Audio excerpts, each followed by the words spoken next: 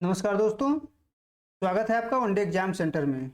दोस्तों, आज हम दीनदयाल उपाध्याय गोरखपुर विश्वविद्यालय गोरखपुर के बीए फोर्थ सेमेस्टर प्राचीन इतिहास के पहले पेपर, जिसका पेपर कोड है AAC 203, उसका आंसर की लेकर आया हूं।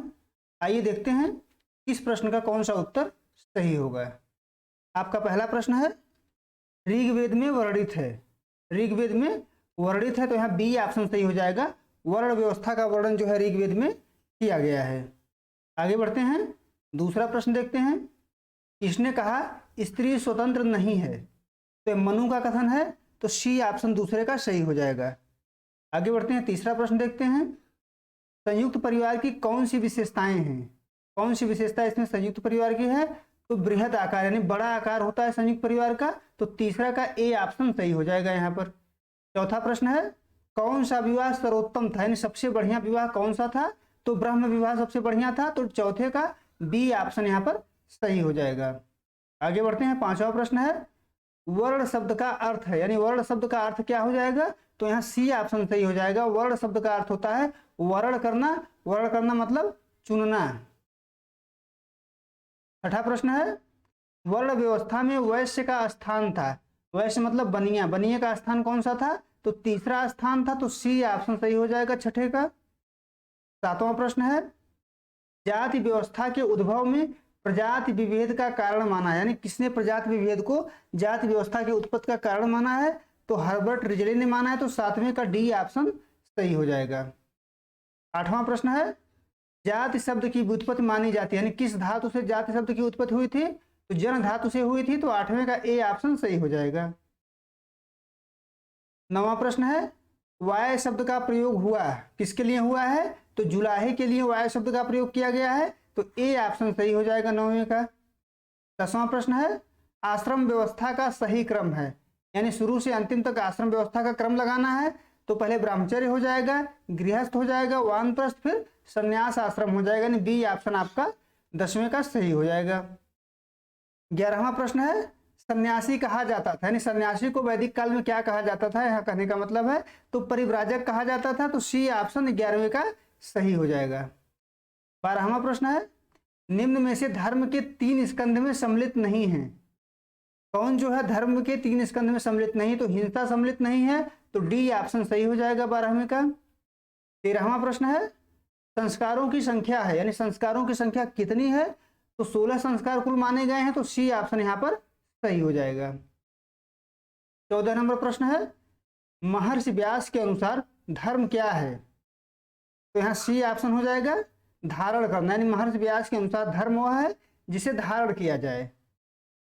15 नंबर प्रश्न है, समावर्तन संस्कार का आयोजन कब होता है? तो शिक्षा समाप्ति पर जो है समावर्तन संस्कार का आयोजन किया जाता है, इसलिए 15 का बी ऑप्शन सही हो जाएगा। 16वां प्रश्न है, निम्नलिखित में से पुरुषार्थ है कौन सा पुरुषार्थ है? तो ए ऑप्शन सही हो जाएगा। धर्म, अर्थ, काम और मोक्ष, ये चारों पुरुषार्थ होते हैं, तो इसमें धर्म दिया हुआ है, तो 16 का ए ऑप्शन सही हो जाएगा। 17 नंबर प्रश्न है, 16 संस्कार में सम्मिलित नहीं है, तो यहाँ नामकरण, विवाह, गर्भाधान तीनों जो है 16 संस्कार में आते हैं, तो मोक्ष सही नहीं है, इन 16 संस्कार में मोक्ष जो है शामिल नहीं है, तो 17 का डी ऑप्शन सही हो जाएगा।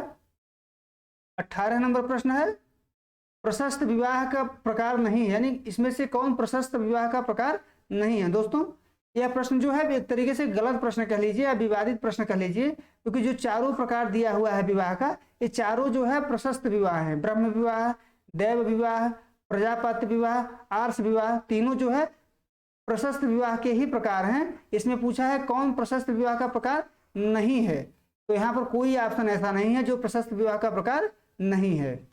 इसको छोड़कर हम लोग आगे बढ़ते हैं। 19 नंबर प्रश्न देखते हैं, विद्यार्थी जीवन की समाप्ति पर संस्कार होता है यानी कौन सा संस्कार विद्यार्थी जीवन की समाप्ति पर होता है? तो समावर्तन संस्कार होता है, तो 19 का ए ऑप्शन सही हो जाएगा। आगे बढ़ते हैं। 20 नंबर प्रश्न है, हिंदू विवाह है यानी हिंदू विवाह क्या है?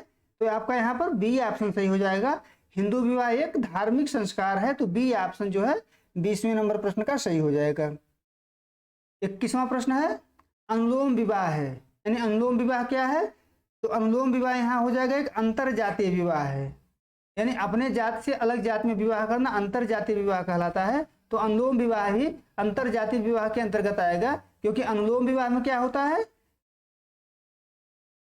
अपने जात में विवाह न करके लड़का जो है अनु यानी छोटी जात में विवाह करने, कन्या जो होती है छोटी जाति की होती है और पुरुष जो होता है बड़े जाति का होता है, तो उसे अनुलोम विवाह कहा जाता है। तो अनुलोम विवाह एक प्रकार का अंतर जातीय विवाह ही हुआ, इसलिए 21 का ए ऑप्शन सही हो जाएगा।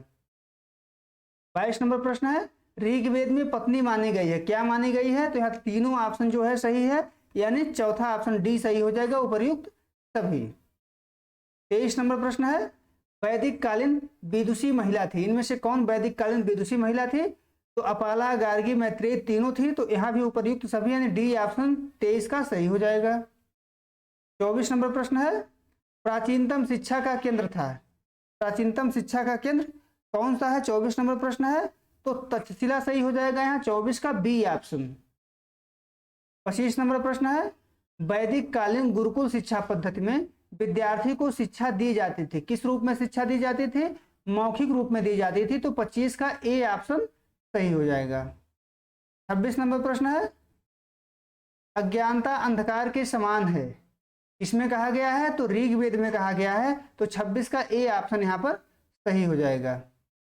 27 नंबर प्रश्न है, यत्र नार्यस्तु पूज्यते रमन्ते तत्र देवता उल्लिखित है, मनुस्मृति में उल्लिखित है, तो सी ऑप्शन जो है सही हो जाएगा 27 का। 28 नंबर प्रश्न है, ब्रह्मा के मुख से किस वर्ण की उत्पत्ति हुई थी, यानी किस वर्ण की उत्पत्ति ब्रह्मा के मुख से हुई थी, ये बताना है आपको यहाँ पर, तो यहाँ पर सही ऑप्शन हो जाएगा ऑप्शन है यानी ब्राह्मण, ब्राह्मण वर्ण की जो उत्पत्ति हुई थी वो ब्रह्मा के मुख से हुई थी। 29 नंबर प्रश्न है, वैदिक काल में कितने प्रकार के वर्ण थे, तो 4 प्रकार के वर्ण थे, तो सी ऑप्शन आपका यहाँ पर सही हो जाएगा। 30वां प्रश्न है, जाति का अर्थ है, जाति का अर्थ क्या है, यहाँ जन्म से है, तो बी ए ऑप्शन आपका यहाँ पर सही हो जाएगा, 30 का ए ऑप्शन हो जाएगा।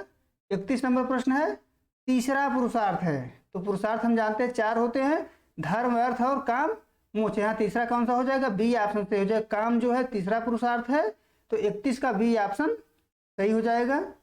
32 नंबर प्रश्न है, भारतीय समाज में कितने प्रकार के पुरुषार्थ हैं, तो कुल 4 प्रकार के पुरुषार्थ हैं, धर्म, अर्थ, काम और मोक्ष। 33 नंबर प्रश्न है, किस साहित्य में सर्वप्रथम चारों आश्रमों का उल्लेख मिलता है, तो यहाँ पर ए ऑप्शन सही हो जाएगा, जाबालोपनिषद में चारों आश्रमों का उल्लेख सबसे पहले एक साथ मिलता है। 34 नंबर प्रश्न है, त्रिवर्ग है, त्रिवर्ग में किसे शामिल किया जाता है, तो यहाँ आपका सही ऑप्शन हो जाएगा 34 नंबर प्रश्न का बी, यानी धर्म, अर्थ, काम को त्रिवर्ग में शामिल किया जाता है।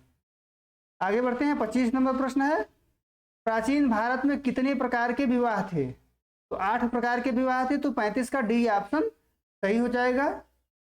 36 नंबर प्रश्न है, प्रथम महायज्ञ था, प्रथम महायज्ञ क्या था, ब्रह्म यज्ञ हो जाएगा यहाँ पर, 36 का सी ऑप्शन सही हो जाएगा। 37 नंबर प्रश्न है, सबसे प्राचीन ब्राह्मण साहित्य कौन है, तो वेद है, तो 37 का ए ऑप्शन सही हो जाएगा आपका। 38 नंबर प्रश्न है, मनुस्मृति कब लिखी गई थी, किस काल में लिखी गई थी मनुस्मृति, ये बताना है आपको, तो यहाँ सही ऑप्शन हो जाएगा ऑप्शन बी, यानी शुंग काल में जो है मनुस्मृति की रचना की गई थी।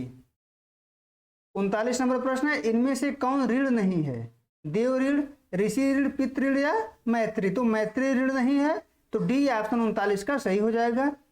40 और अंतिम नंबर प्रश्न है, चातुवर्ग है, चातुवर्ग क्या है, तो पुरुषार्थ को चातुवर्ग कहा जाता है, तो डी ऑप्शन यहाँ पर सही हो जाएगा, यानी 40 का डी ऑप्शन सही हो जाएगा, चातुवर्ग पुरुषार्थ को कहा जाता है।